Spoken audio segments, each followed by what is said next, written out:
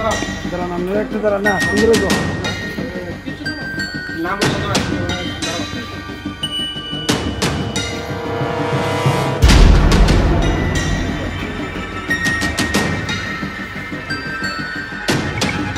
Sir আজকে যে এই বাইক যে স্যার আপনারা কেমনে খবর পাইছেন যে এটা চুরির বাইক এবং কোন জায়গা থেকে ধরছেন এটা? গতকালকে অর্থাৎ 29 তারিখ সন্ধ্যার সময় কমপ্লেন আছে থানাতে জানাইছে যে তার TR04D5920 পালসার মোটর বাইক চুরি হয়ে গেছে বাড়ি থেকে।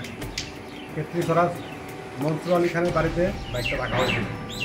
এরপরে সে মনসুর আলী খানের দোকানে সিসি ক্যামেরা আছে, ওই ক্যামেরাতে দেখতে পাচ্ছে যে একটা আননোন একটা অপরিচিত লোকে বাইকটা সকালবেলা নিয়ে গেছে। সেই খবর পাওয়া মাত্র আমরা সঙ্গে সঙ্গে থানাতে আইসে আমাদের জানাইছে। যাওয়ার পরে আমরা OCPS একটা মেসেজ দিছি যে এমন একটা বাইক হারানো গেছে বলে।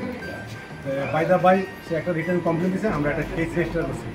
ওইটার পরে সোর্স এঙ্গেজ করে জানতে পারছি যে গন্ডাছড়া কালাদারি থেকে এমন একটা বাইক সঙ্গে দুজন লোকের দেখছে।